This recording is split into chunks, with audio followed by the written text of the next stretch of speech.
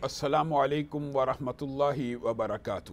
بسم اللہ الرحمن الرحیم۔ معزز ناظرین گرامی قدر، پروگرام حب الہی کے حقدار کون میں میں ہوں آپ کا میزبان حافظ ہشام الہی ظہیر۔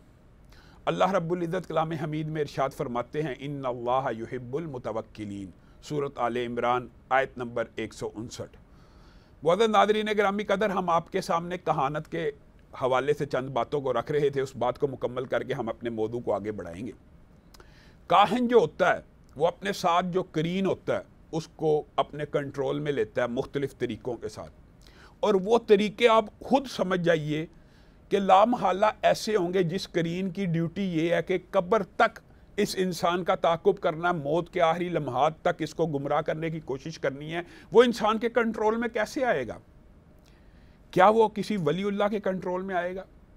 نہیں، یہ بات بھی یاد رکھ لیجئے کہ ہاں، آدم سے لے کر قیامت تک جتنے انسان پیدا ہونے ہیں ان کے ساتھ جو قرین پیدا ہوا، ان میں سے صرف ایک قرین نے اسلام کو قبول کیا، ایک قرین تھا، اور وہ نبی کریم صلی اللہ علیہ وسلم کا قرین تھا۔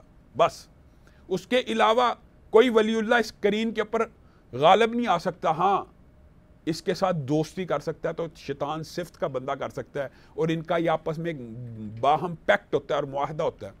وہ اعمال عام طور پہ سفلی علوم کی جتنی بھی کتابیں ہیں اس میں لکھے ہوتے ہیں کہ کون کون سا عمل کرنے سے یہ قرین انسان سے ہم کلام ہو جاتا ہے۔ لا محالہ ایک آپ کو صرف آئیڈیا دینا چاہتا ہوں، وہ باتیں کھول کے اس لیے نہیں کرنا چاہتا، کئی مرتبہ نعوذ باللہ لوگ برائی کا رستہ اختیار کر لیتے ہیں۔ صرف ایک آئیڈیا یہ ہے کہ کوئی ایسا عمل شیطانی انسان کرے جس سے اس کو یقین ہو جائے کہ اب یہ بندہ جہنمی ہو گیا، اس نے میری ڈیوٹی آسان کر دی ہے، تو وہ انسان سے ہم کلام ہو جاتا ہے، اس کا دوست بن جاتا ہے۔ اب ہوتا کیا ہے، میں اور آپ یا کوئی بندہ جب کسی کاہن کے پاس جاتا ہے، اس نے بالعموم اولیاء اللہ کا بحروب بدلا ہوتا ہے۔ کئی کاہن علی الاعلان بھی کہتے ہیں ہم کاہن ہیں، لیکن بالعموم ولیوں کے روپ میں لوگوں کو دھوکہ دیتے ہیں۔ اور جو آپ نے معاشرے کے اندر یہ بات ہوتی ہے کہ یار یہ پکڑا گیا، یہ جیلی ہے، جو پکڑا جائے صرف وہی جیلی ہوتا ہے، باقی سارے اصلی ہوتے ہیں۔ ہوتا کیا ہے، جب انسان اس کے پاس جاتا ہے وہ کہتا ہے آج تو گھر سے یہ کام کر کے آیا، اس کو کیسے پتہ چلتا ہے؟ کیونکہ یہ ماضی کا واقعہ ہے، ماضی کا واقعہ قرین کو پتہ ہے، وہ اس کے قرین سے پوچھتا ہے یہ کیا کھا کے آیا ہے، اس کے ماضی کے کیا احوال ہیں۔ ماضی کا بتلانا، ماضی کے سارے واقعات کا بتلانا، یہ بات یاد رکھیے، یہ کہانت ہوتا ہے، یا کہ میں کیا سوچ رہا ہوں یہ بتلاؤ، یہ کہانت ہوتا ہے۔ اور نبی کریم صلی اللہ علیہ وسلم کی صحیح حدیث سے یہ بات ثابت ہے۔ نبی کریم صلی اللہ علیہ وسلم جب اس بچے کے پاس گئے کہ جس کے بارے میں صحابہ کو شبہ ہوا یہ کہیں دجال تو نہیں، تو نبی کریم صلی اللہ علیہ وسلم نے کہا بتا میں کیا سوچ رہا ہوں۔ اس نے ٹرائی کیا، نبی کریم صلی اللہ علیہ وسلم کے ذہن تک رسائی حاصل کرنے کی کوشش کی، جس طرح بھی وہ کہنے لگا دکھ۔ نبی کریم صلی اللہ علیہ وسلم فرماتے ہیں ہاں میں سورج دخان سوچ رہا تھا، لیکن یہ حقیقت کو تو نہیں پہنچ سکا، لیکن اس نے ٹرائی اور کوشش پوری کی ہے۔ یعنی کاہن انسان کے اندر موجود جو دماغ کے اندر خیالات ہوتے ہیں اس کو بھی پکڑنے کی کوشش کرتا ہے قرین کے ذریعے، کالے علم کے ذریعے، سفلی علوم کے ذریعے۔ تو آپ نے کبھی بھی، یہ توکل کے منافی بات ہے، اگر آپ کسی انسان کے پاس جائیں وہ آپ کو آپ کی ماضی کے واقعات بتلانا شروع کر دے، آپ سمجھیں یہ ولی اللہ نہیں، وہ کاہن ہے۔ تو یاد رکھیے توکل نمبر ایک بات اسباب کے تحت کرنا ہے، نمبر دو بات اس میں توہم پرستی نہیں ہونی چاہیے۔ دکھ اور افسوس کی پتہ کیا بات ہے، معاذ اللہ نعوذ باللہ، نبی کریم صلی اللہ علیہ وسلم کی واضح احادیث کی مخالفت کی جاتی ہے۔ کلونجی نہیں کھانی جی، نبی کریم نے کہا کھاؤ، اس کے اندر شفا ہے، یہ کھاؤ گے تو بلڈ پریشر بڑھ جائے گا، گرمی کرے گی۔ زیتون نہ کھانا، یہ انسان کو کے اندر گرمی کو پیدا کرتا ہے۔ شہد نہ پینا، اس کے ساتھ انسان کی شوگر بڑھ جائے گی۔ نبی کریم صلی اللہ علیہ وسلم جن چیزوں کو شفا والا کہیں، قرآن جن چیزوں کو شفا والا کہ آپ کا اور میرا وہم توہم پرستی اگر اس کے بارے میں انکار بھی کرے تو یہ توکل کے منافی ہے۔ اور مشہور حدیث ہے، آپ سب جانتے ہیں، نبی کریم صلی اللہ علیہ وسلم نے کہا آج رات بارش ہوئی، بعض لوگ مومن ہو گئے، بعض لوگ کافر ہو گئے۔ کس بات پہ کافر ہوئے؟ جن لوگوں نے یہ کہا بارش فلاں ستارے کی حرکت کی وجہ سے ہوئی، وہ کافر ہو گئے، اور جنہوں نے کہا بارش بھی اگر برسی ہے تو اللہ کی رحمت سے برسی ہے، وہ لوگ پکے مومن ہو گئے۔ تو ایسی تمام باتیں جو انسان کو توہم پرستی کے اندر لے جائیں ان سے ہم نے بچنا۔ پھر آگے چلیے، توکل کا ایک مفہوم یہ ہے کہ ہر امر کو، ہر کام کو اللہ رب العزت کے اوپر چھوڑ دینا۔ نبی کریم صلی اللہ علیہ وسلم کی خیر پوری زندگی توکل کے واقعات سے بھری ہوئی ہے، لیکن ایک واقعہ بڑا دلچسپ ہے۔ نبی کریم صلی اللہ علیہ وسلم ایک غزوے سے واپس آ رہے ہیں، کچھ دیر کے لیے آرام کرنے کے لیے آپ ایک درخت کے پاس لیٹ گئے، سو گئے۔ اچانک آنکھ کھلی، کیا دیکھا کہ بدوی کھڑا ہے، اس نے ہاتھ میں تلوار پکڑی ہوئی ہے، اور نبی کریم صلی اللہ علیہ وسلم کو مخاطب کر کے کہتا ہے اب بتائیے، آپ اللہ کے رسول اور پیغمبر ہیں، اب آپ کو مجھ سے کون بچائے گا؟ نبی کریم صلی اللہ علیہ وسلم بڑے اطمینان سے اور سکون سے کہتے ہیں اللہ، مجھے اللہ بچائے گا۔ یہ لفظ کا سننا تھا، اس کے اوپر ہیبت طاری ہوئی، اس کے ہاتھ سے تلوار چھوٹ گئی۔ اب نبی کریم صلی اللہ علیہ وسلم نے تلوار کو اٹھا لیا اور اس کو مخاطب ہو کے کہا اب بتا تجھے کون بچائے گا؟ تو اس نے آگے جو الفاظ کے تو مفہوم اس کا یہ ہے، نبی کریم نے کہا نہیں تجھے بھی اللہ ہی بچائے گا۔ پھر اس نے نبی کریم صلی اللہ علیہ وسلم سے عہد کیا کہ وہ کبھی نبی کریم صلی اللہ علیہ وسلم کے خلاف نہیں لڑے گا اور نبی کریم صلی اللہ علیہ وسلم کے خلاف کسی جنگ میں شرکت نہیں کرے گا۔ نبی کریم نے اس کو آزاد چھوڑ دیا، اس نے اپنے قبیلے میں جا کے نبی کریم صلی اللہ علیہ وسلم کی رحم دلی کا تذکرہ کیا۔ تو توکل یہ ہوتا ہے انسان مشکلات میں اگر گر جائے، دنیاوی سارے اسباب کو بروئے کار لے آیا ہے، لیکن ان اسباب کے کرنے کے بعد بھی اگر وہ مشکل دور نہیں ہوتی، پھر اس کا نتیجہ اللہ رب العزت کے اوپر چھوڑ دے۔ ذوالنیرہ ہیں، حضرت ذوالنیرہ رومی کا کتنا مشہور تاریخی واقعہ ہے۔ بعض اس کے اندر جو راوی ہیں ان کے اوپر ضعف کا حکم ہے یا ان کے اوپر کلام ہے، لیکن واقعہ کتنا عمدہ ہے۔ ابو جہل حضرت ذوالنیرہ کو پکڑ کے لاتا ہے، ظلم کرتا ہے، تشدد کرتا ہے۔ آپ نے سارا یہ واقعات پڑھے میں کہ عمار، یاسر، سمیہ کے خاندان کے اوپر کیسے کیسے ظلم نہیں ہوئے، اسی طرح ذوالنیرہ رومیہ کے اوپر کیا کیا ظلم نہیں ڈھایا گیا۔ اب ابو جہل پکڑ کے لایا ہے اور کہا کون تجھے میرے شر سے بچا سکتا ہے؟ ذوالنیرہ کہنے لگی اللہ ہی بچائے گا۔ کہا آج تجھے تیرا رب بھی نہیں بچا سکتا۔ ذوالنیرہ نے کہا اپنی زبان کو لگام دے، رب تو وہ ہے جو تیرے ہاتھوں کو شل کر دے گا۔ اس نے کہا ہاتھوں کو شل کی بات کرتی ہے، میں تیری آنکھوں کے اندر گرم سلائیوں کو پھیر دوں گا، تیری آنکھیں ضائع ہو جائیں گی، تو کبھی دیکھ نہیں سکے گی، اس مذہب کو چھوڑ دے۔ ذوالنیرہ نے کہا جب اس مذہب کو قبول کر لیا، اب چھوڑنے کا تو کوئی ذکر ہی نہیں ہے، کوئی نام ہی نہیں ہے۔ اگر تو مجھے اندھا کر دے گا، نابینا کر دے گا، میں اسی رب سے مانگوں گی جس نے پہلی دفعہ آنکھیں دی ہیں، وہ دوبارہ بھی آنکھیں دے سکتا ہے۔ یہ وہ تاریخی الفاظ ہیں۔ ابو جہل کو غصہ آیا، اس نے سلائیاں لوہے کی گرم کی، آگ کے اوپر تاپی اور ذوالنیرہ کی آنکھ میں پھروانے کا حکم دیا۔ اب سلائیاں ذوالنیرہ کی آنکھ کے اندر پھریں، جلد سکڑ گئی، آنکھیں جل گئی، ابل کے باہر آ گئی، پگھل گئی۔ ابو جہل کہہ لگانے لگا، ابو جہل ہنسنے لگا، ذوالنیرہ کو کہنے لگا تو کہتی تھی کہ رب تجھے میرے شر سے بچا لے گا، اب بتا کون ہے تیرا والی وارث؟ تیری دونوں آنکھیں چھن گئی ہیں۔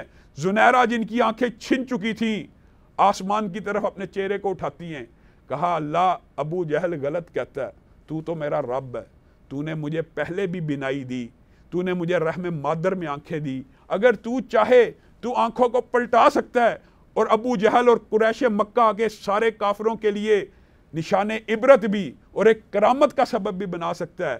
پھر تاریخ دانوں نے لکھا کہ چشم فلک نے وہ نظارہ دیکھا، وہ جو جلد آپس میں سل چکی تھی اچانک پھٹی، انگور کے خوشے کی طرح دو آنکھیں ذوالنیرہ کے اس پھٹی ہوئی جلد سے برآمد ہوئیں اور ذوالنیرہ مسکرانے لگیں اور کہا اللہ کی قسم پہلی آنکھوں میں تو کچھ پردہ تھا، پہلی آنکھوں سے تو کچھ کم دکھتا تھا، اب جو اللہ نے دو آنکھیں دی ہیں ان میں سے اتنا بہترین نظر آتا ہے ابو جہل کہ مجھے تو صاف دکھ رہا ہے، تجھے اب بھی رب کے اوپر یقین نہیں، تجھے اب بھی رب کے اوپر ایمان نہیں۔ تو یہ وہ توکل ہوتا ہے جو بندے کا کسی وقت اللہ رب العزت کو جلال آتا ہے اسی وقت پورا ہو جاتا ہے۔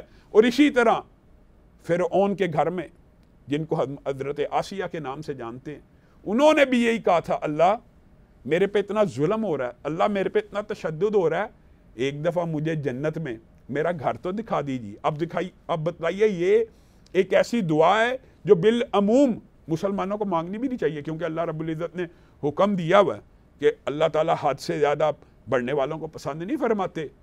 لیکن حضرت آسیہ کے دل سے جو آواز نکلی تھی توکل کرتے ہوئے، اللہ رب العزت نے انہیں اس دنیا کے اندر آسمان کے سارے پردے اٹھا دیے اور ان کو ان کا جنت میں محل دکھا دیا۔ نبی کریم صلی اللہ علیہ وسلم کی ساری زندگی توکل کے واقعات سے بھری ہوئی ہے۔ اب ہجرت کے لمحات لیجئے، صرف مٹی کا پھینکنا ہی تھا نا، وَجَعَلْنَا مِن بَيْنِ أَيْدِيهِمْ صَدًّا وَمِن خَلْفِهِمْ صَدًّا، اللہ کی طرف سے دیکھنے والی آنکھوں نے دیکھنا بند کر دیا۔ نبی کریم صلی اللہ علیہ وسلم ان کے سامنے ہی نکل رہے ہیں اور غار ثور کے اوپر پہنچے ہیں، دنیاوی اسباب پورے کیے، دنیاوی اسباب کو پورا کرنا لازم ہے، غار ثور کے اندر پناہ لی ہے۔ اب خود حضرت ابو بکر بیان کرتے ہیں، روایات کے الفاظ ہیں، اللہ کی قسم اگر وہ اپنے پاؤں کی طرف دیکھ لیتے تو ہم دونوں کو غار ثور میں بیٹھا ہوا پا لیتے، لیکن نبی کریم صلی اللہ علیہ وسلم نے فرمایا لا تحزن ان اللہ معنا ثانی اثنین اذ ہما فی الغار اذ یقول لصاحبہ۔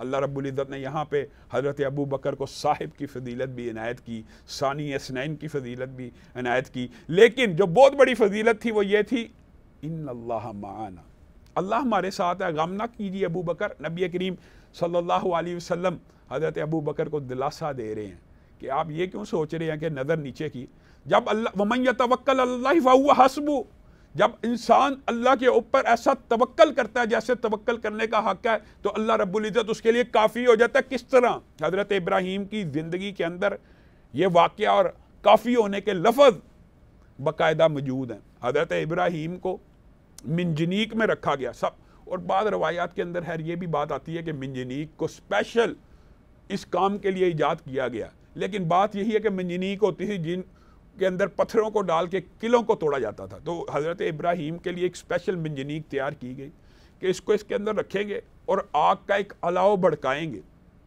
بہت بڑی لکڑیاں ہوں گی، اس کے اندر پھینک دیا جائے گا، ابراہیم جل کے راکھ ہو جائیں گے۔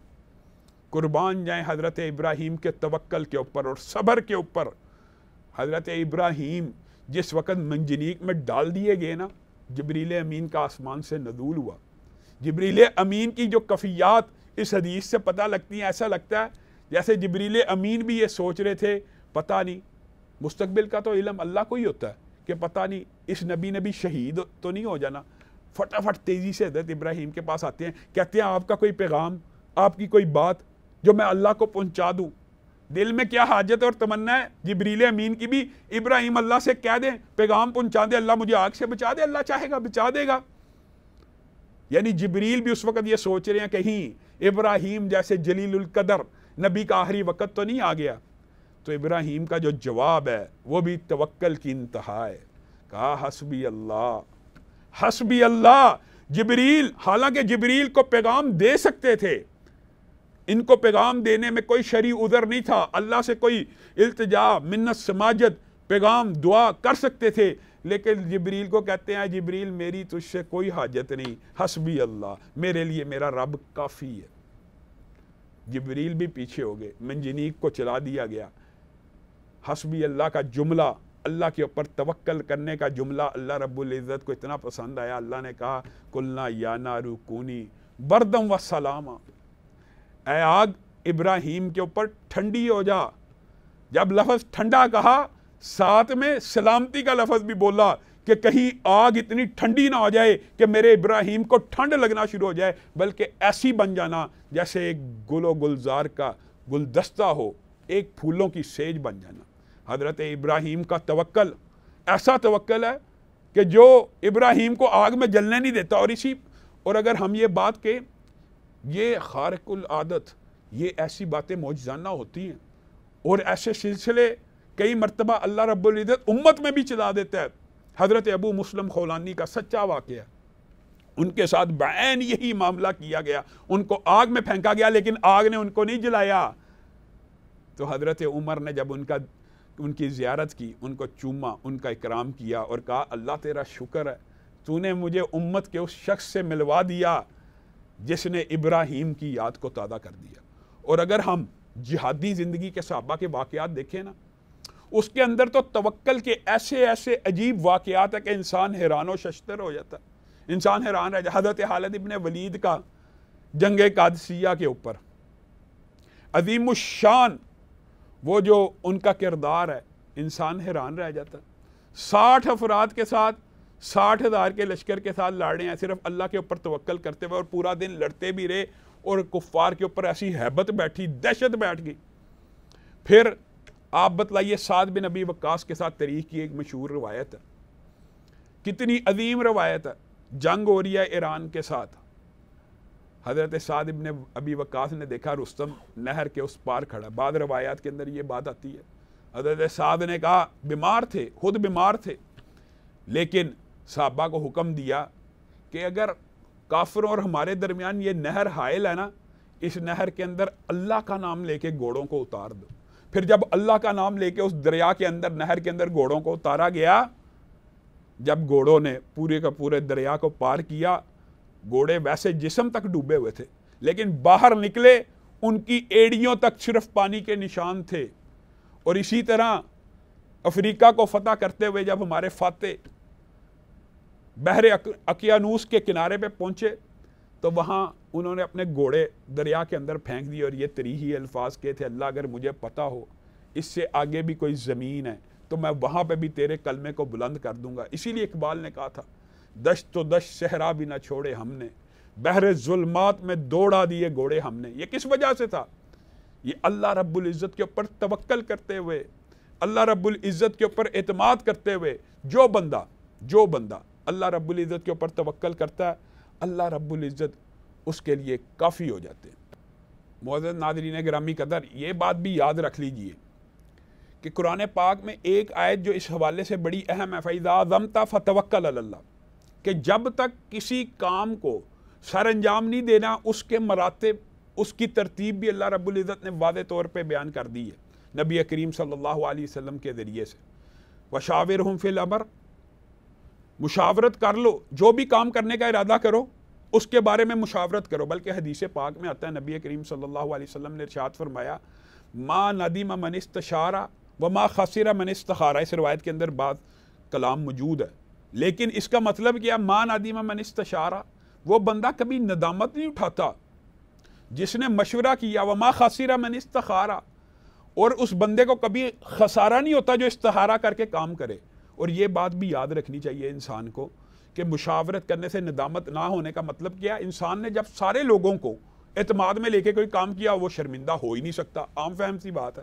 اور پھر جب استخارہ کر لیا، اللہ سے بھی مشورہ مانگ لیا، اللہ سے بھی پوچھ لیا، اس کو پھر اس کام میں خسارہ نہیں ہو سکتا۔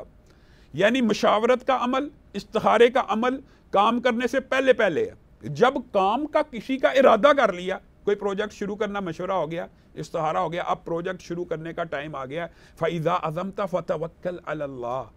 ہاں، اب وہ سٹیج آ گئی ہے، مشورہ مکمل، استخارہ مکمل، اب آپ نے توکل کرنا تو سارے کا سارا کس پہ کرنا ہے؟ اللہ رب العزت کے اوپر کرنا۔ تو معزز ناظرین گرامی قدر، یہ بات بہت اہم ہے۔ کئی مرتبہ یہ ہوتا ہے انسان کا حوصلہ ابھی گھر سے نکلتا ہے، یہ حدیث کے الفاظ بھی ہیں، حوصلہ پست ہو جاتا ہے۔ نبی کریم صلی اللہ علیہ وسلم نے بسم اللہ توکلت علی اللہ لا حول ولا قوت الا باللہ کے بارے میں ارشاد فرمایا، جو بندہ تازہ دم ہو کر اپنے گھر سے یہ الفاظ کہہ کے نکلتا ہے تو شیطان جو بہکانے والا ہوتا ہے نا، وہ کہتا ہے تو ناکام ہو گیا، نامراد ہو گیا، یہ اللہ کی پناہ میں چلا گیا۔ صرف یہ الفاظ کہنے سے انسان اللہ رب العزت کی پناہ کے اندر چلا جاتا ہے۔ اور صحابہ، تابعین، امت کے علماء توکل ایسا اللہ رب العزت کے اوپر کیا کرتے ہیں جیسے توکل کرنے کا حق ہے۔ اور نبی کریم صلی اللہ علیہ وسلم نے اسی لیے فرمایا، کل قیامت کے دن جنت میں ایسے لوگ داخل ہوں گے جن کے دل پرندوں جیسے ہوں گے۔ پرندوں جیسے ہونے کا مطلب یہ ہے کہ وہ اللہ رب العزت پہ ویسے ہی توکل کرتے ہوں گے جیسے پرندے اللہ رب العزت کے اوپر توکل کرتے ہیں۔ انبیاء، صلحاء، شہداء، ان کی ساری زندگی توکل سے عبارت ہوتی ہے۔ اور حضرت بلال جس وقت ان کے اوپر ظلم کیا جا رہا ہے، احد احد کہہ رہے ہیں، کس کے اوپر توکل کر کے کہہ رہے ہیں؟ کون سی ایسی ذات ہے جو اس وقت اس بلال کا جو چھلنی ہوا جسم ہے، ہر چیز بلال جب اپنا کئی مرتبہ پشت دکھاتے تھے نا اپنے ساتھیوں کو، تو ان کی آنکھوں میں آنسو آ جاتے تھے کہ بلال نے اتنا ظلم سہا، کس کی وجہ سے؟ اللہ رب العزت کی وجہ سے۔ اور یاد رکھیے توکل کے باب کے اندر توحید بھی بہت اہم ہے۔ توکل کے باب کے اندر یہ بات بھی یاد رکھ لیجئے، نبی جتنے بھی آئے ہیں، جتنے رسول، جتنے پیغمبر آئے ہیں، سب کی دعوت ایک ہے۔ کیا دعوت ہے؟ کہ اللہ کی عبادت کی جائے. انبیاء جتنے بھی آئے ہیں نا وہ یہ پیغام لے کے آئے ہیں کہ مخلوق کی عبادت سے نکل جائے, یعنی بندے کی عبادت سے نکل کر خالص ایک اللہ کی عبادت میں چلا جائے. الیس اللہ بکافن, کیا اللہ تعالیٰ اپنے بندوں کے لیے کافی نہیں ہے؟ صحیح حدیث کے الفاظ ہیں, صحیح حدیث کے الفاظ آپ کے سامنے رکھنا چاہتا ہوں. حضرت آدم سے لے کر قیامت تک جتنے انسان پیدا ہونے ہیں, اگر ایک ایک کر کے اللہ رب العزت کی بارگاہ میں آئیں, پہلا بیٹا ہے آدم کا, وہ کیا مانگے اللہ سے مانگے اللہ زمین و آسمان کے مابین جتنے بھی خزانے ہیں یہ سارے کے سارے مجھے عطا کر دے. اللہ وہ سارے کے سارے خزانے عطا کر دے. اللہ وہ سارے کے سارے خزانے عطا بھی کر دے نا اس کو. اس کے بعد دوسرا ہے وہ بھی یہی مانگے, تیسرا ہے وہ بھی یہی مانگے. قیامت تک جتنے بھی انسان پیدا ہونے ہیں وہ اللہ رب العزت سے یہ مانگتے چلے جائیں, اللہ رب العزت دیتا چلا جائے. صحیح حدیث کے الفاظ ہیں. نبی کریم صلی اللہ علیہ وسلم نے فرمایا آدم سے لے کر قیامت تک جتنے انسان پیدا ہونے ہیں ہر ایک کو زمین سے لے کے آسمان تک ان کی خواہش کے مطابق اللہ دے دے. تو اللہ کے خزانوں میں اتنی کمی واقع نہیں ہوتی جتنی سمندر سے ایک سوئی کو نکالا جائے, سوئی کے اوپر جو پانی کا قطرہ لگتا ہے اس قطرے کی وجہ سے سمندر میں جتنی کمی واقع ہوتی ہے نا, اتنی کمی بھی اللہ کے خزانوں میں واقع نہیں ہوتی. تو معزز ناظرین گرامی قدر, جو ہمارا رب ایسا ہے جو بندے کے لیے کافی ہے, جو بندے کا ہر کام کر سکتا ہے, ہم اس کے اوپر توکل کیوں نہ کریں؟ یہی توکل کا مفہوم ہے, یہی توکل کا درس ہے, یہی توکل کی اہمیت ہے. اللہ رب العزت ہم سب کو توکل کرنے والا بنائے. پروگرام حب الہی کے حقدار کون سے میں ہوں آپ کا میزبان حافظ ہشام الہی ظہیر اجازت چاہتا ہوں. انشاءاللہ پھر ملیں گے نئے پروگرام کے ساتھ, نئے موضوع کے ساتھ. والسلام علیکم ورحمۃ اللہ وبرکاتہ.